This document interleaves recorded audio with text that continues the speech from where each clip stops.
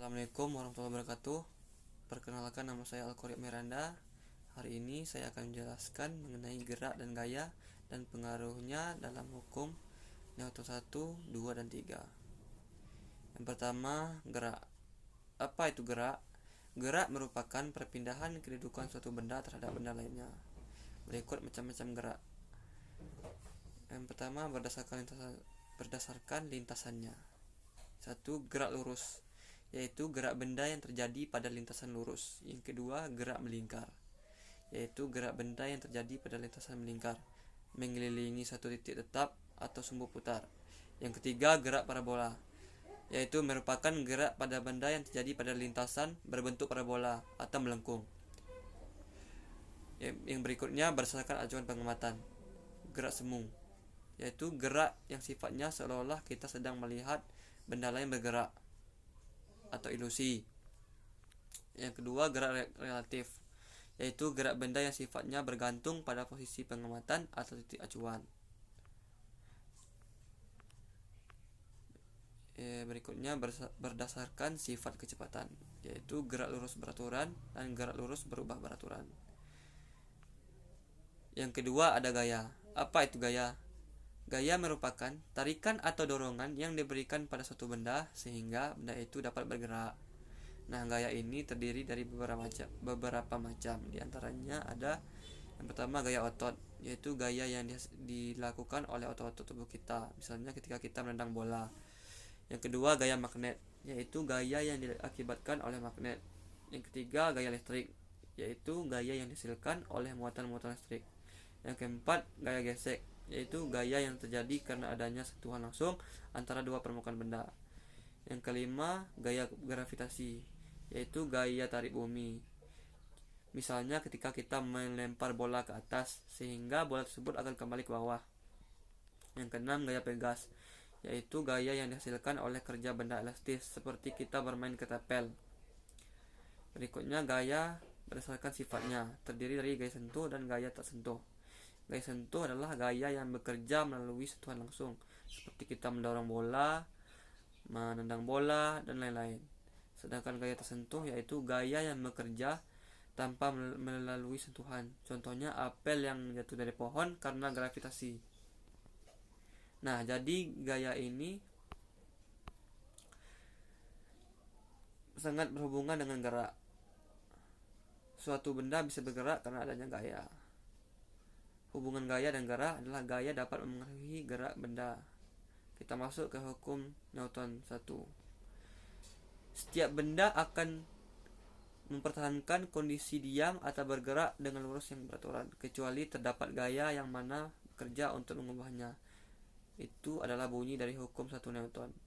Rumus hukum 1 Newton atau persamaannya adalah sigma F sama dengan 0. Contohnya, pada saat kita sedang naik bus, tubuh kita ada pada posisi duduk nyaman. Namun, tiba-tiba karena ada kucing menyeberang sembarangan, supir bus langsung mengerem mendadak. Maka, otomatis tubuh kita pada saat itu akan terdorong ke depan dan berusaha kembali ke posisi semula. Kita masuk ke contoh soal. Sebuah balok dengan gaya 40 Newton digantung dengan tali dan diikatkan pada atap. Jika balok diam, berapa tegangan tali? Kita bahas, oke? Sigma F sama dengan 0. T sama dengan tegangan tali sama dengan W, itu berat. T, kita bikin T min W sama dengan 0. T min W nya adalah berat sama dengan 40 sama dengan 0. Jadi kita pindah ruas. Yang min 40 ini pindah ruas ke kanan menjadi min 40 menjadi 40 sehingga T sama dengan 40. Kita masuk ke hukum Newton 2. Percepatan suatu benda nantinya akan sebanding dengan jumlah dari gaya atau resultan gaya yang bekerja di benda itu serta berbanding terbalik masanya. Adalah bunyi dari hukum 2 Newton. Rumus atau persamaan dari hukum 2 Newton ini adalah sigma F sama dengan M dikali A. F sama dengan gaya atau N, M sama dengan massa, satuannya kilogram, A sama dengan percepatan, satuannya meter per second kuadrat. Contoh dari hukum Newton 2 adalah misalnya kamu punya sebuah mobil mainan. Lalu kamu menarik mobil mainanmu, maka mobil tersebut akan mulai bergerak. Semakin kuat kamu menariknya, akan semakin cepat mobil itu bergerak. Contoh soalnya, sebuah kereta didorong dengan gaya 200 Newton. Jika massa kubus 40 kg, itulah percepatannya. Jawab. Diketahui F atau gaya sama dengan 200 Newton. Berat atau massanya 40 kg. Yang ditanya apa? Yang ditanya A. Stigma F sama dengan M dikali A. Stigma F kita sudah memperoleh hasil yaitu 200 sama dengan A, percepatannya adalah 40. M sama dengan 40, masukkan angka 40 ke bawah, dikali A. Sehingga untuk mencari A, 200 dibagi 40 sama dengan 5. Jadi hasil dari percepatannya adalah 5 meter per second. Selanjutnya hukum Newton 3. Setiap aksi pasti selalu terdapat reaksi sama besar atau berlawanan arah, atau gaya dua benda satu sama lain pasti selalu sama besar serta berlawanan arah, merupakan bunyi dari hukum 3 Newton. Gaya aksi serta reaksi dua benda yang besarnya sama dengan arah yang berlawanan atau berkebalikan serta segaris.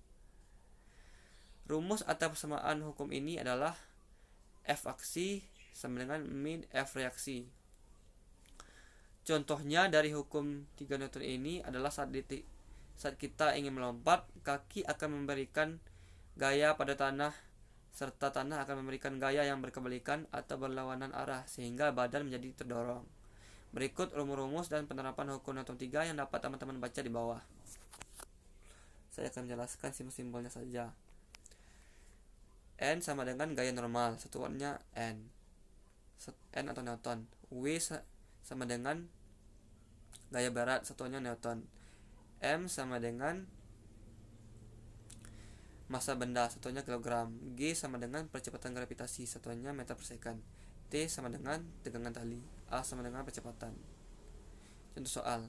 Sebuah balok massanya 30 kg diletakkan di atas papan. Jika percepatan gravitasi 10 meter per second kuadrat, berapa gaya normalnya? Oke, kita bahas. Diketahui massanya 30 kg.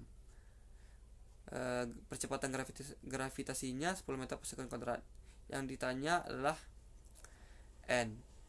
Rumus mencari N adalah M dikali G. Kita langsung saja. N sama dengan massanya 30 dikali G, percepatan gravitasinya adalah 10, sehingga 30 dikali 10 sama dengan 300. Jadi N nya 300. Berikutnya contoh penerapan gerak dan gaya dalam kehidupan sehari-hari. Yang pertama, siswa sekolah dasar mengangkat bangku untuk piket. Yang kedua, siswa sekolah SD yang bermain kelereng. Ketiga, siswa sekolah SD yang mengerem sepeda, dan lain-lain. Itulah yang dapat saya sampaikan. Wabillahi taufiq wal hidayah. Wassalamualaikum warahmatullahi wabarakatuh.